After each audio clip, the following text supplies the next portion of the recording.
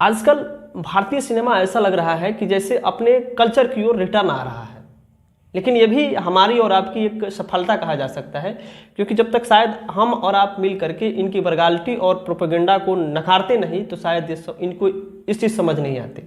मैं बात कर रहा हूँ अजय देवगन की जो आगामी फिल्म है आने वाली सिंघम अगेन। इसका जब मैं ट्रेलर देखा तो हमको समझ में आया कि जिस प्रकार आप मार्वल फिल्मों की दीवाने होंगे तो ये बात आप बखूबी समझ जाएंगे कि ये फिल्म जो है किस तरीके से जिस तरीके से पिछले साल से जो फिल्म आ रही हैं बॉलीवुड में भी, टाइगर जिंदा है में उसमें पठान देखे होंगे आप, पठान में टाइगर का मतलब कि आप देखे होंगे कुछ झलक, तो उसी तरीके से मतलब बॉलीवुड भी अब इस चीज़ को समझ पा रहा है। चाहे अब इस चीज़ को आप ले लीजिए, जिस तरीके से रोहित शेट्टी जी इस फिल्म में सिंघम अगेन में सिम्बा को उठाए हैं, रणवीर सिंह जो कह लीजिए, बड़े मियाँ छोटे मियाँ, जिस प्रकार से हमको समझ में आया कि जिस टाइगर हैं बॉलीवुड के जो टाइगर हैं जॉकी श्रॉफ की जो बेटे टाइगर, इनको और जो बॉलीवुड के अक्षय कुमार हैं जो कि खिलाड़ी कहे जाते हैं बॉलीवुड में, उनको उठाया गया है। तो मुझे लगा कि शायद ये बड़े मियाँ छोटे मियाँ से इन दोनों को उठाया गया है, सिम्बा को रणवीर सिंह जी को उठाया गया है। इसमें एक नया एक्टिंग देखने को मिला, नया रोल देखने को मिला, जो कि कह सकते हैं आप सिंघम लेडी के रूप में जो दीपिका पादुकोण है ये भी आई हैं। और इनके साथ साथ ये कहिए कि ट्रेलर में हमको थोड़ा जैकी श्रॉफ जी का भी मतलब कि इसमें देखने को मिला। तो ये कह लीजिए कि पिता और पुत्र हैं, हस्बैंड और वाइफ है, दोनों साथ में हैं। वहीं आप हमसे इसका कहिएगा कि रिव्यू क्या होगा, तो हम कहेंगे खतरनाक और ज़बरदस्त है।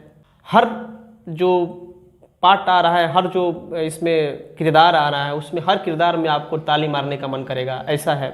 परंपराओं से जुड़ी हुई फिल्म लग रही है, जहां आपको रामायण का भी मतलब कुछ झलक दिखाई दे देगा। हर किरदार कुछ ना कुछ मतलब बता रहा है। जिस प्रकार से इसमें अजय देवगन को कह लीजिए, बात कर लीजिए तो रामायण का राम जी लग रहे हैं, प्रभु राम के रूप में है। करीना कपूर जो कि माता सीता की मतलब कि कुछ इसमें झलक दिखाया गया है। टाइगर श्रॉफ जो कि श्री राम का जो छोटे भाई लक्ष्मण है उनके किरदार में दिखाया गया है। रणवीर सिंह जो कि बजरंगबली के किरदार में दिखाए गए हैं। बॉलीवुड के जो हमारे खिलाड़ी कहे जाते हैं अक्षय कुमार, उनको शायद मैं जब समझ पाया जटाऊ के रूप में दिखाया गया है। इसमें सबसे अहम जो रोल है अर्जुन कपूर, जो कि बॉलीवुड से मान लीजिए कि पूर्ण रूप से गायब ही हो चुके थे, वो मतलब इसमें दिखाई दिए, रावण के रूप में दिखाई दिए। रोहित शेट्टी जी हमको लग रहा है कि थोड़ा सा मैं जब इनको देखा तो रोलेक्स टाइप का इनका मतलब कि हमको थोड़ा मोड़ा दिखाई दिया कि वहाँ से शायद इनको कुछ इनका लुक को ले लीजिए, चाहे मतलब कि वो एक्टिंग का जो झलक दिखाई दिया हमको रोलेक्स टाइप दिखाई दिया यहाँ पे। तो ये क्लियर हो गया कि शायद रोलेक्स से ही मतलब कि प्रेरणा लेकर रोहित शेट्टी जी इनको इस टाइप से रावण के रूप में दिखाए हैं।